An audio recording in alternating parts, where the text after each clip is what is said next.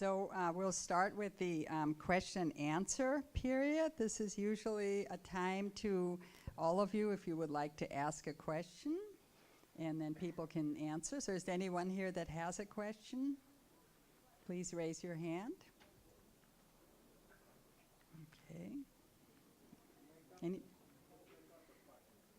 Okay. Just checking if anybody knows anything that will help glaucoma. My brother just recently had a surgery actually for glaucoma to relieve the pressure in his eye. So, marijuana. Oh, okay.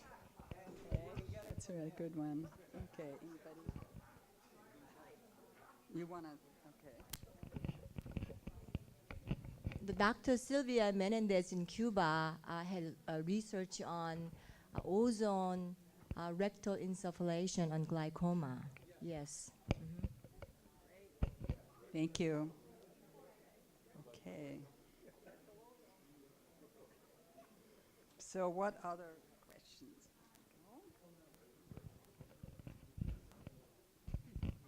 Usually that person needs to work on the kidney area because it's a lot of blockages with the water, and also acupressure points all around the eyes.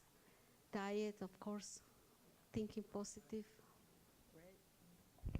Thank you. Anyone else? Questions? Period. Anything you want to ask? Know about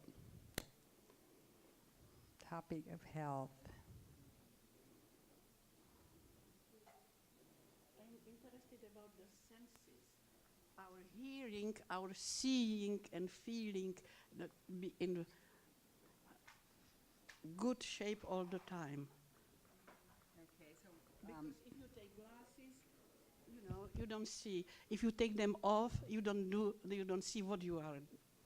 So you can't kiss with glasses properly. So what would you like people to answer?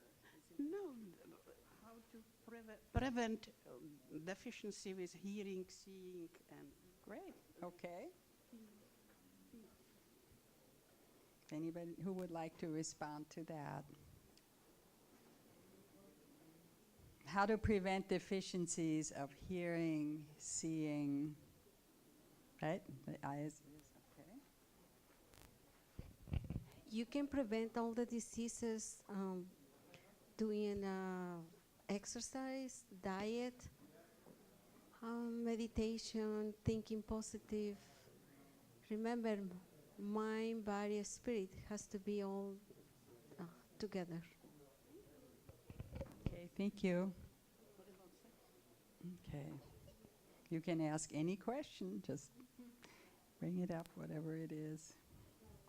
She said, anything else? Okay.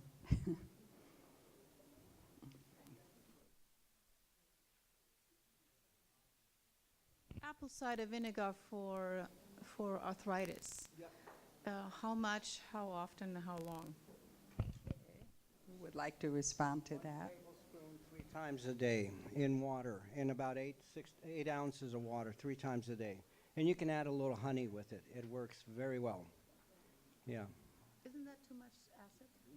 No. It's if you look, apple cider vinegar is the opposite. It's not acid at all.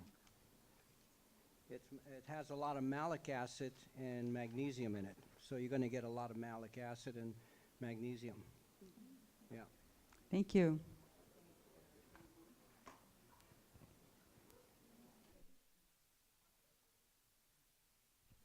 She said if vinegar has a lot of acid, well, so for some people, it's okay to take vinegar, but for another ones, if they have a lot of acid, it's not a good idea.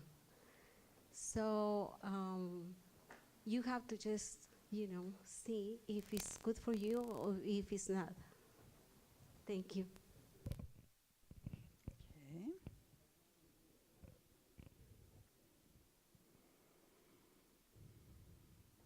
Anything else that people have a question about or comment from last month? Those of you that were here last month, anything about that?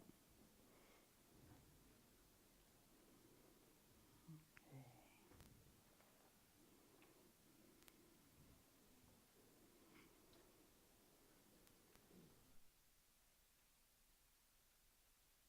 Questions? Anybody had any experience with hyperbaric oxygen treatments?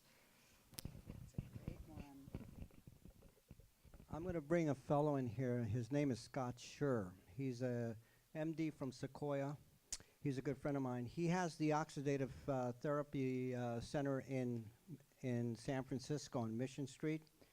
When at UCLA, we use hyperbaric chamber to increase wound healing and recovery from athletic performance. And I'm going to have Scott give you a little. I'm going to try to get him in here. He's a wealth of information on this area, and he's got his own institute, and he is now using it for stroke individuals. It helps with stroke. Mark Rosenberg, if you know about him, he's an MD. He's one of the experts in anti-aging and cancer. As a matter of fact, he's well known in the cancer industry right now. And one of his protocols is hyperbaric chamber, 1 hour a day. And I have a fellow who is also doing that. As a matter of fact, his wife was here attending the Smart Life. If you remember, she asked the question about colon rectal cancer. And I've been working with Sean and her, and they're doing hyperbaric chamber. And one thing she told me was, while he was doing chemo at Stanford, he's a Stanford researcher, the hyperbaric chamber really reversed all the negative effects of the chemo immediately. That's very powerful. Thank you for the information. I drove to Marin County in San Jose, did 90 chamber rides, felt great every time. Detoxed, I felt wonderful, 90 of it wonderful. Great. That's really important. Anyone else here have experience with the hyperbaric oxygen? Anything with that? I just had an idea too of how to invite more people, as we were saying, would be to actually invite a friend when you come here. Bring someone with you to Smart Life just to introduce them. So we have a few minutes here. If there is, I just want to find out if there's anything people would like to bring up. Susan, do you want to mention something? As the others, there's going to be someone here who's not here right now today. So I'm just wondering, we could talk a little bit about legislative impact on the healthcare industry, or what would you like to address? We have a few minutes because of that. What are some of the things people want to address?